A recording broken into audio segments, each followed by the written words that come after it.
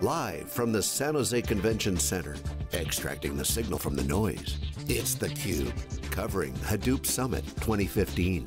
Brought to you by headline sponsor Hortonworks, and by EMC, Pivotal, IBM, Pentaho, Teradata, SyncSort, and by Attunity.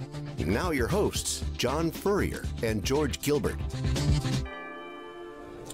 Okay, welcome back everyone. We are live in Silicon Valley. This is theCUBE, our flagship program. We go out to the events and extract the signal from the noise. We are at the Hadoop Summit 2015 event, live in Silicon Valley. My co-host George Gilbert with Wikibon.org. Our next guest, Cunitz, president of Hortonworks. Welcome to theCUBE. Thank you. Good so to be here you're again. doing all the schmoozing. Saw you out last night at the Hortonworks first cocktail party. A lot of customers here, a lot of partners. Great event. How you feeling? You did a bike ride this morning. Yeah, What's going on? Bike ride, late at night, up early in the bike ride this morning. It was great. Feeling great. You know, what's different about this conference this year than some of the other ones is it's always been a number of companies you see here at the show floor and everything, and the different partners and the different vendors, etc. But this time, almost 50% of the sessions are run by end users.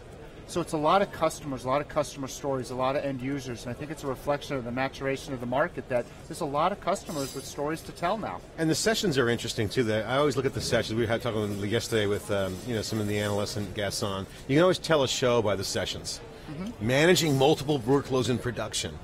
How to stand up a POC a couple of years ago. Now, production, high-grade enterprise deployments are happening. The other observation that I'm seeing, and I'll get your thoughts on, is a lot of big name enterprises are here. The names are bigger. People are saying they're getting more leads from the show. Is that because of the overall growth of big data or Hadoop? How do you guys look at this? Because is this a big data show or is this a Hadoop show? So it's a Hadoop show, but Hadoop is part of the big data ecosystem, right? So you can't do big data without Hadoop, right? Yeah. But if you're doing Hadoop, you actually want to do big data. Yeah. You want to do something bigger and broader, which is how do I get value out of it in the analytics? And I think what you're seeing on the show, in which a lot of the companies, the large companies you described, and a lot of them are talking, companies like Schlumberger or Rogers or Verizon, right? Different companies in the customer panel, or Symantec or Home Depot or GE or Optum, United Healthcare Group. Right, what they're all talking about is there's this transformation going on in their industries where the digital supply chain is getting mapped out, and then different companies are saying, how do I participate in that digital supply chain, and can I remonetize my business in new ways to take advantage of that because I have all this other data available. And what you're seeing is the early adopters have done that over the last couple of years, and now the rest of the early majority, right, got Jeffrey Moore crossing the chasm on tomorrow in the keynote, and he's talking through what does it mean to actually cross the chasm as you're in that early majority, and why do these larger companies start to so play? I got to ask you the question, and this has come up on theCUBE, because since last night I'm all high-fiving each other. Yeah, we crossed the chasm. Everyone's like, rah, rah. But then, when we talk to the other people, no, the customers don't see it that way. So I got to ask you, are we high-fiving ourselves that we've crossed the chasm, or do the customers see us crossing the chasm as an industry? I think the industry's crossed over, in my opinion, no doubt. But have we crossed over from a customer consumption standpoint? I'd answer Is it there, this or way. is that irrelevant? No, I think it's actually a very good point, because I think from an industry perspective, we would all say we've crossed the chasm, right? Not by a lot, but we're across it, and we're in that early And we're majority. running, running But hard. if you ask a customer, what does it mean to cross the chasm? They're going to say they've gone through that maturity life cycle, and they have the first project underway, they have the second, they have a shared service or a data lake, and now they have ways to onboard the business and new applications and bring them on and just start creating these new analytic applications. Most companies have not nailed that process. So they have to cross their own chasm. Exactly. So at least it's a big one. It's a mini chasm in the chasm. For those customers, is there like a common project or one or a couple common projects to get those first two before they get to the shared service? It's a great question, because there are absolutely patterns that we're seeing. And we've stack ranked how we look at the patterns of the use cases of what customers are doing. That is literally the, crossing the chasm is sort of that one bowling pin to get you into the bowling alley. Yep. So if I take the first couple and stack rank, number one is things like ad serving. Right? How do I serve ads more in the power of one to an individual across, as opposed to spamming them across a broad group? Right, two would be archiving or offloading other data sources, data warehouses, other things, and can I do that more cost effectively? Three would be building a predictive analytics application to go predict behavior, like preventative maintenance. Right? I'll give you an interesting example. We were, last week, we were keynoting at the TU Automotive Show, and you'd say, well, what's that? It's telematics in automotive. And that, if you think of their digital supply chain, how do I capture all the data, diagnostic data off a car? How do I transfer it somewhere? Because the car is not going to be the computer. I'm going to analyze it somewhere else. And then how do I make sense of it and provide that data back? And mapping out that digital supply chain, we announced a relationship with Harman, who runs most of the head ends inside of a car and captures that data. And now we can go back to a OEM or an auto manufacturer and say, you're going to have these types of issues on maintenance of the cars based on all the data you're analyzing. You can provide this service and tell this individual car driver they're about to have a problem because the intake manifold pressure is too high. That's an early app? That's the type of thing that they're starting to do now. Absolutely. Wow. That digital supply chain, now they can deliver a new service, which is not I'm buying the car just because I want 6 cylinders in this. I'm buying it because I'm getting better service back. I love the digital supply chain analogy. Rob brought this up yesterday in his talk on theCUBE about comparing inflection points with wealth creation, value creation. I was talking about TCP/IP, he brought up ERP, which absolutely changed the game during the mini computer days and created a ton of money for people to make money, vendors, customers, people happy. In manufacturing, CRM, it's all still existing today. So digital supply chain, I got to ask you, that is a really big deal. So how does a company succeed? And because Sean and I just talked about it, Sean Connolly, about the difference between tools and platforms in this new era. Because what you just described is, I can come in with an app and be successful, and then platform builds underneath it, and I have all this open source underneath it as well. So that you can be successful with an app today, and Hadoop has got a lot of use cases. So how is this new platform and tooling going to resonate in this new supply chain? Because is there one boilerplate? Is there a reference architecture? Every company's different, so their digital supply chain will hence be different. So what does the tooling and platform have to do for the customer as they retrench or retool or replatformize? So I would say we've seen history play over multiple times, right? Rob said ERP, right? I'm going to go back even further. Think back to the railroads, right? As the railroads were getting established. So what happened? First is everyone had a different platform, different size tracks. And what happened? You couldn't run the railroad on multiple tracks, in this case the locomotive being the app, because it wouldn't run, and you had to custom build the whole stack.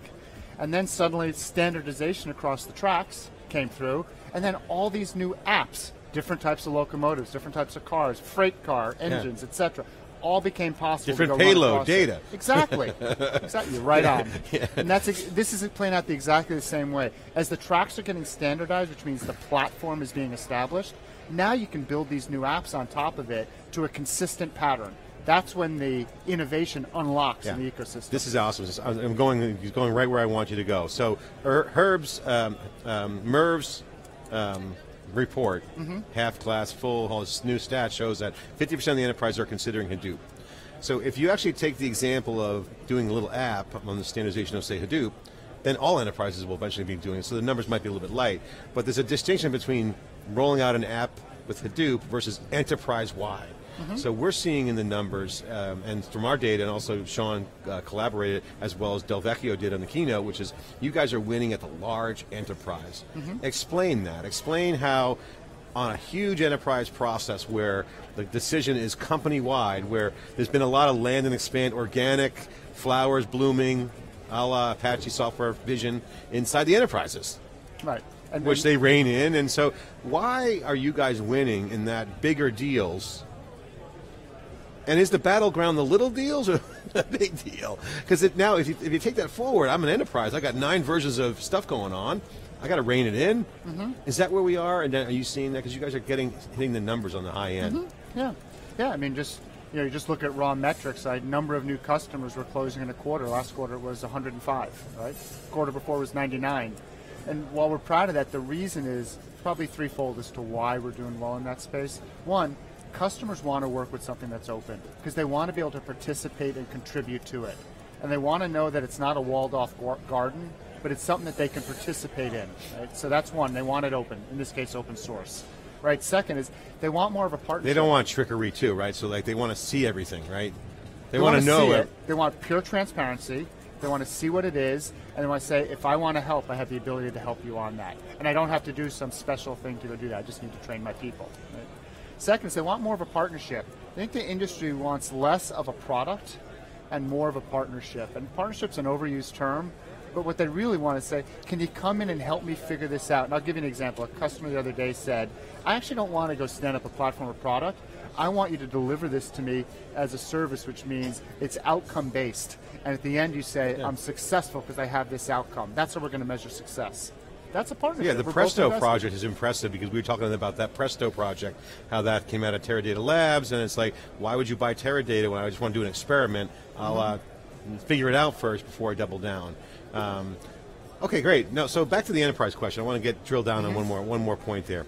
Why, though, are you guys winning these large enterprise deals, company-wide? Is it because of only those three things, or is it because that's the way the customer wants to buy? Are they buying one vendor? Do they want to have multi-vendor? Why Hortonworks? Why are you winning those top deals? So typically the pattern actually goes very traditional software of land and expand. Customer starts and they'll start small. They want to get success, they want a proof point, and they may actually have multiple platforms in place, multiple railroad tracks when they get started. Then they realize that's not going to be as efficient, so they say, I need to standardize to one. And when they standardize to one, they say, I'm going to go bet on somebody for probably the next decade to run my data architecture. Who do I feel more comfortable from a partnership? And if it's more open, do I have the ability to participate? And do I have comfort that somebody's not going to come back to me later and say, haha, now you have to go buy I think X. Red Hat really nailed that. I don't want to bring up Red Hat to try to compare you guys to Red Hat because I think that's an overused cliche. You're the Red Hat of Hadoop. I mean, I just said it, so I really kind of killed myself on that. But they nailed the support by having the 10-year RHEL support. They support their software for a decade. Every enterprise I talk to says that's a lock spec because they love it. They like the support. Yeah, they want the support. They need the support. You know, and for us, as long as we keep leading and driving the innovation at Hadoop, and this becomes a platform that keeps accelerating, people want and need that help, right, to stay current and help participate. But Red Hat actually is facing now a transition where every enterprise needed their support, and you know the network was brilliant. But when you're a cloud provider, you don't need that Red Hat network to update the bits on every running instance. When you're in the cloud, how does the model change when you want to keep the tooling so that it's really simple to operate and to develop against? The Red Hat has a whole different value prop they have to worry about in the cloud. Yeah, I mean, I'd say we've chosen a model that says we want to make it transparent to a customer. They want to run on-premise, in the cloud, bare metal, virtualized, appliance, however they want to do it. Make it ubiquitous that it's the same bits that they can go operate on, leverage, and get success from. So we're given the ability to go run in the cloud on our partners like Microsoft Azure, right, or others, where they want to go run their business up there, and that's fantastic. And they get the same level and quality of service that they would whether they run on-premise. And Red Hat can deliver that same experience, and I guess what I'm getting at then is it's more of an economics issue. Like, would the economics to you be the same when you're putting it on Azure, where the customer, where Azure can be more self-sufficient in updating all the bits and making sure it's simple to run, and they put their own tooling around it, to simplify it? Azure can be more self-sufficient from the way you described, but if somebody still wants to leverage Hadoop as a analytics service, right, in this case, and go get value out of it, they typically want support on it. And candidly, we provide support to Microsoft, right, as part of our relationship on things like HD Insight, which is what they're running in the cloud. Okay. So Herbert, I asked you the inflection point question because Sean gave us his fuzzy math around the Oracle. Elephant in the room. Okay, Oracle did this in 5 years, but it makes sense. I totally buy it. But the numbers might be different with accelerated economics or whatnot with the cloud. But the inflection point I buy is here. And one of the reasons why I think it's an inflection point from a different vector would be the cloud power. The cloud right now is exploding, not public cloud, hybrid, private, in the enterprise, which changes the data center. So I was talking with your VP of engineering last night, talking about some of the things you guys are doing, and then it kind of hit me with this question I wanted to ask you. How much of an impact to accelerate the ramp of the inflection points? The inflection point is, where are we on this curve of the inflection point? So now it's a new curve. Is the inflection point going to shape faster? At what angle? And we think cloud is going to be a big part of that. because of the economics, because of the horsepower, because of virtualization, containers, a lot of good stuff's happening for app developers. That's good timing for what's happening in your ecosystem. So how do you see the inflection point going from a business and scale perspective? Yeah, let me answer the cloud question and come back to what I think may drive the inflection point. So on the cloud side, right, one, provide choice, right, as I go describe. And we see on the cloud this concept of data gravity, which Sean and others may have mentioned, that data born in the cloud tends to stay in the cloud, data born on-premise tends to stay on-premise. So if you ask a large enterprise who runs most of their data on-premise, they're probably going to keep it there for now. They may burst analytics workloads into the cloud and start to get into a hybrid cloud, but they're probably not pushing wholesale there yet, today, right? Just for other reasons. Yeah, that's just it. But if their data's in the cloud, they want to run it there and they want to operate it there. So we're seeing it come from both sides and come together. But now I think to the inflection point of what's driving that, right? Again, railroads laid out, platforms getting standardized. Now it's how quickly will the market develop applications that can run on top of that platform, on top of Hadoop, as net new analytics apps and take advantage of it. And that's what the end users, the customers want, is provide me that. And they'll validate that with checks, signing, consuming the product, paying for that value. Which drives more usage of the platform. Yeah, so that's the flywheel we're looking for. We're looking for the transition to consumption, easy to consume, frictionless consumption. That's why I would look at, as a signal, I would look at things like today, like SAP is one of the keynotes, right? SAP owns the transaction data for most companies, decades of it, right? They're participating in this market, right, with us now around how can they work together and take those decades of transaction data applications, apply it to the new signals of Hadoop, and provide a new insight to a customer. That's awesome. But does that gravity keep that data and the analytics that'll run on Hadoop, does it keep that on-prem because SAP's on-prem? Or is the preponderance of all that data that you're adding coming from the cloud? So I'll give you an interesting answer, and I'll preview something because you'll see the customer panel tomorrow. We did a prep for it last night, and I asked them that exact question as we went through it. 5 companies, all 5 said, my data's staying on-premise.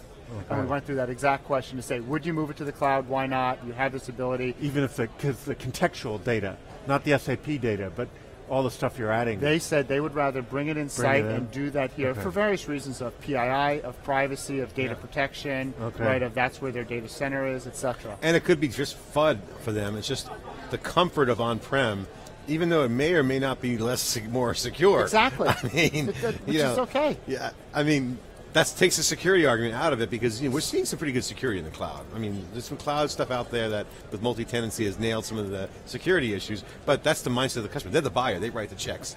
I would argue that the data is just as secure in the cloud as it is on-premise. Just as secure.